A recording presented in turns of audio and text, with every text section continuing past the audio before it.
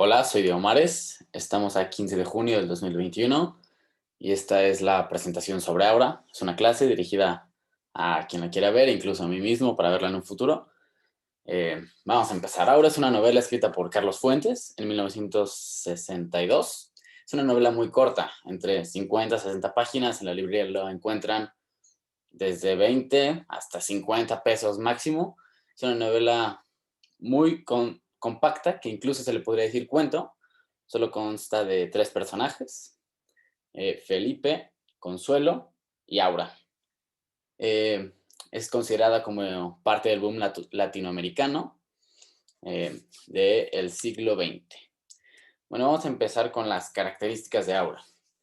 Es una novela gótica, utiliza el realismo mágico. Es una historia que está narrada en segunda persona, es decir, te habla de tú. Entonces dice, y caminaste y entraste a la casa escuchando los sonidos y tal. Entonces te narra en primera persona, en segunda persona, perdón. Entonces el lector soy yo.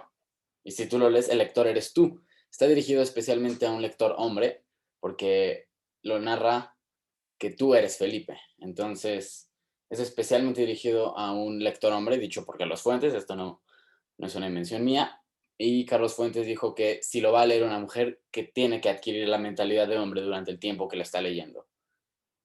A veces está en presente y luego está en futuro, entonces dice, puede decir, entraste a la casa o dice, entrarás a la casa. Es una combinación extraña aquí de Carlos Fuentes, nada raro, es muy descriptiva. Entonces, en vez de decir, había unas plantas verdes, dice, observaste la pared y viste unas plantas verdosas de color, y te da muchos detalles, es lo que quiero decir. Ya en un momento podremos leer un fragmento y todo. Y bueno, continuamos. Les voy a compartir un mapa mental que va a ser la guía para la clase. Este solo es los puntos más principales. Yo voy a ir expandiendo sobre cada punto. Esto solo tiene las palabras claves para que ustedes vayan ubicando. Después lo puedo pasar, doy los links, el resumen también que estoy utilizando y todo. Empezamos. El primer personaje, les digo, esta clase está orientada para alguien que ya leyó la novela de Aura, por supuesto.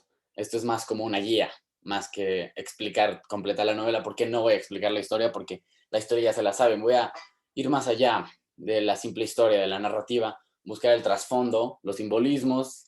Eh, lo asombroso de Carlos Fuentes es que no deja nada arbitrariamente, todo lo piensa, o al menos así parece, al menos así lo estoy descubriendo yo. Todo lo piensa de una manera muy específica. Ya veremos cómo. Empezamos con Aura, que es la chava, la tía de Consuelo. Representa a la juventud de Consuelo, de la tía, de la señora vieja. Ya veremos qué representa esta señora. Representa juventud y belleza, pero es el lado oscuro de Consuelo. No puede vivir más de 3 días sin ella y es completamente controlado por Consuelo porque es Consuelo. Simplemente es este otro lado que sale de la obsesión. Es un producto de Consuelo por mantener su obsesión, de controlar el tiempo. Y tiene tres significados la palabra aura, que estoy seguro que Carlos Fuentes los tenía en mente, los tres significados, por supuesto. El primer significado de aura es un viento suave y apacible. ¿Esto cómo se relaciona con la novela? Podemos ver que Aura recorre los pasillos y toda la casa suave, ni se escucha. Lo describe Carlos Fuentes en uno de las partes de la novela. Ni se escucha, casi como un ruido un ruido en silencio, dice algo así como un ruido en silencio, pero de esos que escuchas. Entonces, ahí podemos ver esa referencia. La segunda definición de aura es una atmósfera irreal que rodea a ciertos seres. Esto lo podemos ver con la atmósfera tanto de los seres de la casa, es decir, Consuelo y Aura, como la atmósfera de la casa, que es una atmósfera sombría, misteriosa, de oscuridad, en donde no se valora el sentido de la vista, sino más bien el sentido del tacto, lo carnal. Este es el aura que yo creo que rodea la casa. Y, y la tercera definición es un animal que se alimenta de animales muertos en descomposición. Esto lo podemos ver muy claro, que Carlos Fuentes lo tenía considerado por el final de la historia. Ya veremos por qué. Yo creo que esto hace referencia a Felipe, claro, que se alimenta de Felipe y se alimenta de Consuelo también ahora. Porque es Consuelo, Consuelo ya está más allá, más allá de su edad, tiene 109 años, está pudriéndose, casi, casi. Seguimos. Consuelo, esta vieja tan extraña que nunca sale de su cuarto más que una vez, dos veces, perdón, una para cenar y una para salir del departamento, algo bastante extraño. Lo que va a representar es la vejez, la fealdad y la locura. Podemos ver su actitud dominante. Está loca, es desquiciada. Incluso el mismo Felipe la describe como desquiciada, obsesiva, tirana. Es la que gobierna completamente la casa. Recordemos que es infértil y ser infértil es bastante raro, ya que la característica específica, una de las características específicas de la mujer, la cual no puede tener el hombre, es dar a luz, dar vida. La vida sale siempre de la mujer, nunca va a salir del hombre. Bueno, a excepción de los animales, de las criaturas asexuales, perdón. Y obviamente podemos ver cómo Consuelo practica rituales de brujería y está obsesionada con su esposo Llorente. Lo podemos ver desde la primera vez que habla con Felipe. Le dice algo así de que su última voluntad es publicar las memorias de su esposo, que está dispuesta a pagarle hasta 4,000 pesos. También la señora Consuelo muestra un desconocimiento total por el mundo exterior. Esto lo podemos notar cuando Felipe escucha a los gatos. Después los ve quemándose, pero le dice algo así a la señora Llorente. ¿Escuchó los gatos o el patio? Le dice cosas así que están fuera de la habitación de la señora Consuelo. Y la señora Consuelo dice, ¿gatos? ¿Cuáles gatos? Nunca los he escuchado. Pero los gatos eran más que evidentes. O las ratas en su propio cuarto. Había ratas y le dijo que aquí había ratas.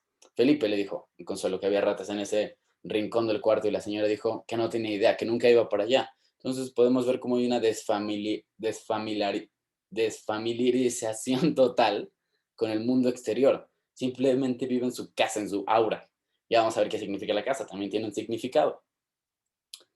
Y por último, Felipe. A Felipe lo muestran racional, inteligente, también antisocial, ya que en una de las frases dice, te gustan las tareas meticulosas que implican no hacer esfuerzo físico y poder evitar esos encuentros desagradables con la gente. Una frase de ese tipo. Todas las frases que estoy diciendo aquí las saco de la memoria, entonces no esperen, quote unquote. Pero esto expresa lo antisocial que es Felipe. Entonces no le gusta convivir tanto con la gente. Es muy intelectual. No sé si esto hace referencia a Carlos Fuentes, la verdad. Yo creo que tal vez. Y podemos ver cómo se enamora de Aura desde la primera vez. Claro, Felipe es el esposo de Aura, el esposo de Consuelo, es Llorente. Aquí solo hay dos personajes. Consuelo Aura, Felipe Llorente. En realidad, no son tres. Y también podremos decir un cuarto, que es Saga, pero que en realidad es una representación de la brujería. Saga es el conejito, la coneja, pues. Saga literalmente significa bruja, entonces es como una parte de Consuelo. Entonces solo hay dos personajes, básicamente. Así es como lo veo yo. También el nombre Felipe hace una referencia a la monarquía francesa, que podemos ver que Francia está muy metida en la historia. Había varios reyes importantes nombrados Felipe, y también el apellido Montero significa cazador. Esto también lo podemos conectar con el epígrafe del libro, que es sobre la bruja de Michelet, que dice, el hombre caza y lucha, la mujer imagina y crea, una cosa así. Entonces, caza y lucha, Montero, cazador. Creo que eso fue bastante pensado por Carlos. Seguimos con los simbolismos. No, perdón, con las dualidades. Podemos ver cómo el libro es un libro de dualidades. Siempre está lo racional, lo irracional, la lucidez, el sueño, lo divino y lo satánico, juventud, vejez, vida, muerte. Tenemos todas estas dualidades tan en contra, la oscuridad, los rituales satánicos y luego los objetos sagrados en la casa de Consuelo, ¿no? Aura, la joven hermosa y bella. Y luego Consuelo, la vieja putrefacta, loca. Estas dualidades están muy, muy presentes en el libro y me atrevería a decir que son parte fundamental de este libro. Sin estas dualidades no habría esta obra de arte. Empezamos con las dualidades de la realidad. Primero, se van a interponer lo racional con lo racional, ¿no? Podemos ver que Felipe es completamente racional, es un rasgo de su personalidad, inteligente, todo esto, y va a llegar con Consuelo, que está completamente inmersa en lo más allá de lo racional, lo espiritual. Entonces aquí hay un choque, siempre hay antítesis con las dualidades, y en este libro es muy latente este tipo de dualidades. Luego tenemos la dualidad de lucidez y sueño. Primero Felipe llega estando lúcido, ¿no? Y la señora hasta parece estar en un trance todo el tiempo, la señora Consuelo siempre está como que en el sueño, como que no. Y esto también le empieza a pasar a Montero, justamente. Empieza a oler las plantas o empieza a tener sueños con Aura y no se logra distinguir bien la realidad del sueño. Es como, esto está pasando, esto no. Incluso la primera vez que yo lo leí, me quedé muy confundido en la escena donde Aura y Felipe tienen, yo entendí que tenían sexo, pero al menos estaban en la cama encuerados. Me quedé muy confundido todo si era realidad o sueño, y creo que esto lo hace Fuentes a propósito, para hacer más potente esta pérdida, esta ambigüedad entre lucidez y sueño, ¿no? Eso también vamos a ver que hay una ambigüedad entre pasado y presente, luego no podemos diferenciar, esto lo vamos a ver un poco más cuando pasamos al tiempo. Luego, obviamente, entre lo divino y lo satánico. Lo divino, las cosas, los objetos de la señora Llorente, y lo satánico, obviamente, la misa negra que hacen con Felipe, todas las referencias a la brujería y a cosas oscuras, ¿no? La misma casa, el mismo ambiente de la casa es oscuro. Podemos decir que lo oscuro se asocia con lo malo, ¿no? Y también todas las referencias a las brujas, que también están asociadas con el demonio. Entonces, también hay esta antítesis, ¿no? Es muy clara. Luego la realidad del tiempo, que del tiempo tenemos ya otro apartado aquí, pero así decidí dividir las dualidades. Entre juventud y vejez, entre vida y muerte. Vida es a juventud y vejez es a muerte. Están paralelos. La obsesión de Consuelo es con el tiempo, es con conservar su juventud, evitar la vejez, evitar la muerte. Pero también se habla de la reencarnación. Ahora dice una frase así como de, hay que morir para renacer. Entonces el renacimiento también está muy presente. Y creo que es algo pues bastante, sí, bastante claro porque eh, Fuentes utilizó muchísimo La bruja de Michelet, un libro escrito en el siglo XIX sobre las brujas, ¿no? Describe varios aspectos. Muchos de estos aspectos fueron confesados por brujas en la Inquisición, ¿no?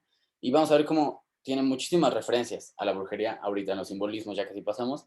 Entonces podemos ver esta dualidad no solo de la realidad, o sea, de lo que ya expliqué, pero como del tiempo. Entonces, juventud y vejez, dos momentos en el tiempo. Y esta va a ser la obsesión precisamente de Consuelo.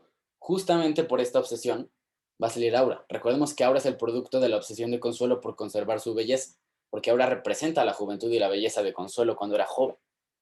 Pero bueno, seguimos a los simbolismos. Primero tenemos simbolismos a la brujería, completamente. Cuando Felipe entra a la casa, describe Fuentes que ves veladores, frascos extraños con cosas adentro.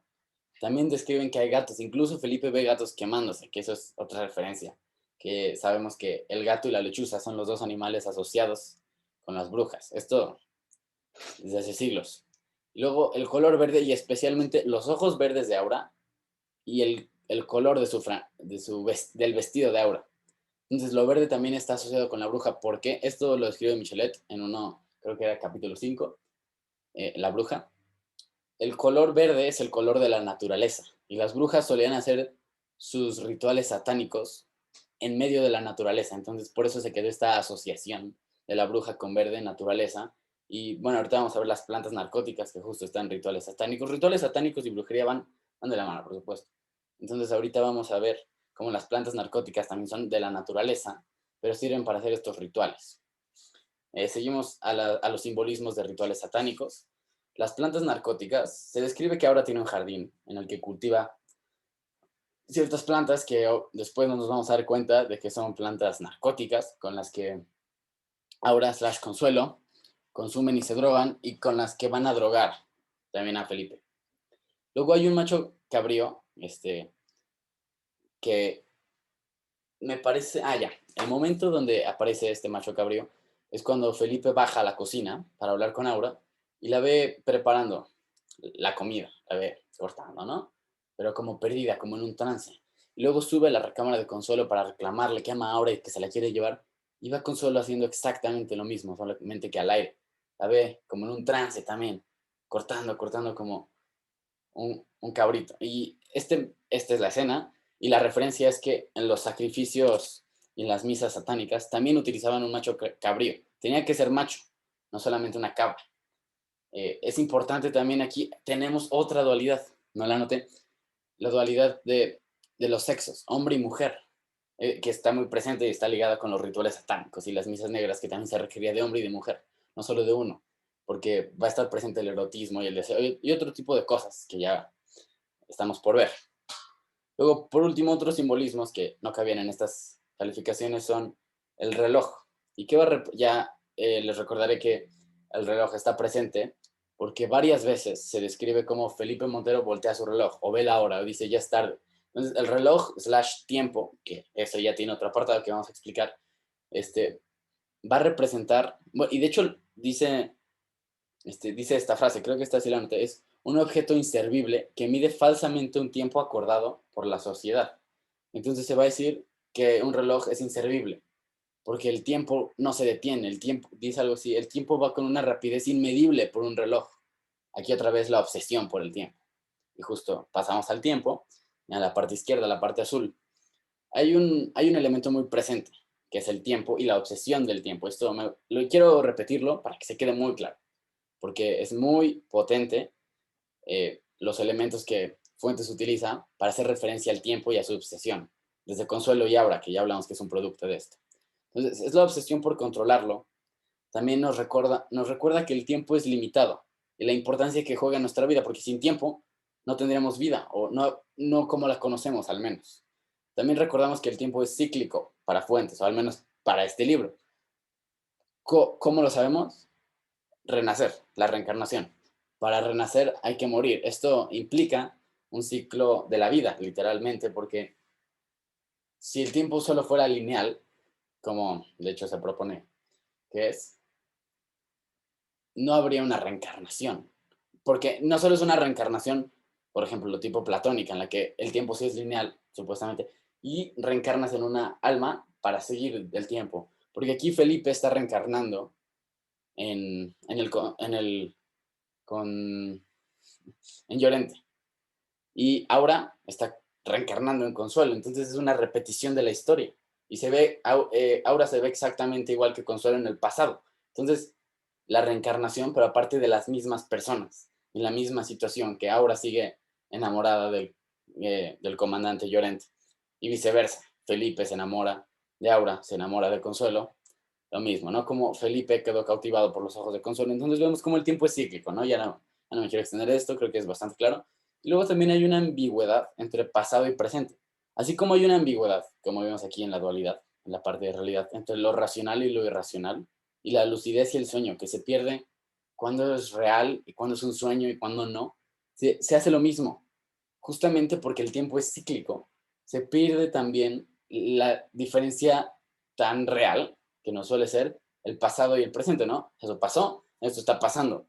Pero aquí como tú eres Llorente, ahora es Consuelo, Consuelo es ahora, son los mismos, y se está repitiendo la historia que ya sucedió, entonces llega a haber una ambigüedad, que no sabes qué es lo que está pasando, si lo que está pasando es lo que está pasando, lo que ya pasó.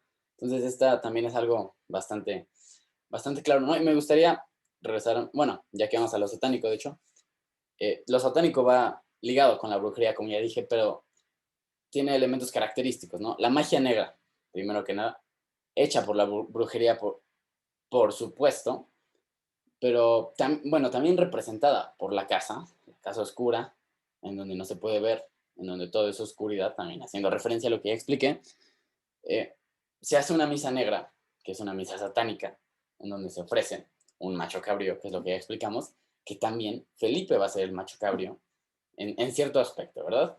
Ciertos aspectos metafóricos, simbólicos, muy, muy interesante de Fuentes, meter todo este tipo de aspectos. Aquí podemos ver cómo Fuentes eh, no se reserva el lujo de poder dar elementos al azar, porque se le ocurrieron, o al menos así me parece, sino que cada cosa la piensa con un sentido, con un propósito. Por ejemplo, todo esto podemos ver cómo se conecta, todo está interconectado, no simplemente son elementos aislados, como están en el mapa. Esto está para cuestión de explicaciones.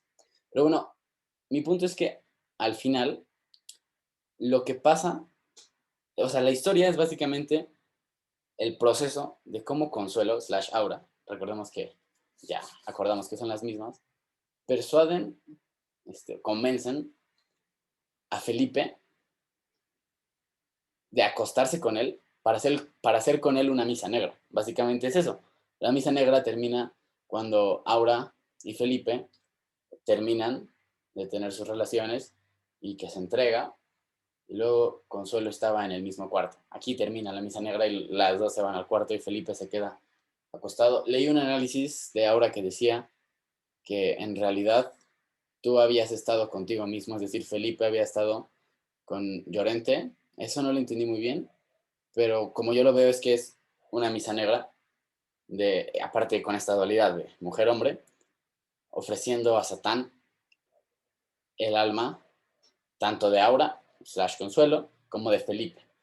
Y también podemos ver muy claro la profanación de los objetos sagrados, como tiene tantos objetos sagrados, o el Cristo Negro en la casa de Aura, el erotismo, todo este tema del sexo, y justamente en la misa negra se lleva a cabo por el erotismo y el deseo y el placer, que obviamente van ligados, ¿no? Para que haya erotismo tiene que haber deseo y placer.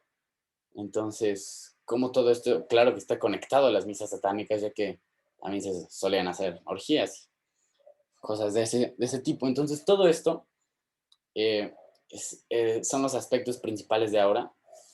Es lo que me pareció más importante. La verdad, lo leí varias veces, escuché el audiolibro y me tomé el tiempo de hacer este resumen, este mapa mental. Más que nada para mí, pero me gusta compartirlo.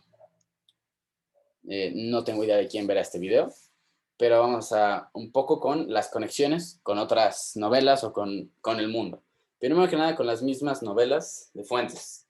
Tenemos una conexión con Terra Nostra, que es otro de los libros escrito por Carlos Fuente, perdón, que también es una novela, en la cual el autor es Felipe Montero. Trata de, de América, no sé muy bien la verdad, pero trata de América y Felipe justo dijo dice en la novela, bueno, tú dices, es más, ni dices, piensas que querías continuar con tu propio trabajo y que con el trabajo de la señora Consuelo, con su pago de 4,000 pesos, ibas a poder dedicarte a tu propio gusto por un año. Entonces Terra Nostra está escrita por Felipe Montero, obviamente por Carlos Fuentes, una interconexión de las historias, por supuesto. Y luego la recepción con las otras novelas, la conexión, perdón. Tenemos Aspern Papers, Grandes Esperanzas y La Reina de Espadas, que los tres son novelas descendientes de Michelet, que también hablan de todo este rollo de las brujas, del oscurantismo, y que podemos ver muchísimas similitudes con Aura, porque en todas estas novelas, cuentos, también tenemos tres personajes, dos mujeres, una joven y una vieja, y un joven, que obviamente es engañado y seducido por una muchacha atractiva. Esto literalmente es Aura, Aspen Papers y Grandes Esperanzas. Ah, y La Reina de Espadas, de Punchkin. Entonces, no, yo no lo vería como un plagio, porque Carlos Fuentes mete su propia esencia, su tono oscuro, su tono descriptivo, esta obra de arte. Yo lo vería más como una inspiración, porque de todas formas estas tres novelas, cuatro con Aura, se basaron todos en La Bruja de Michelet. Entonces, yo no creo que sea un plagio o que sea una copia, sino más bien es una nueva perspectiva, una reestructuración de todo esto. Y bueno, con esto terminamos. Hay unos links a unos análisis, los mandaré en algún día, diré pronto. También, si alguien ocupa el análisis, es decir, tengo aquí un Word que está, literalmente es lo que acabo de explicar, me basé en mi análisis, y también el mapa mental le pueden tomar un screenshot o se los puedo mandar como PDF. Y bueno, muchas gracias, terminamos la clase de ahora y nos vemos.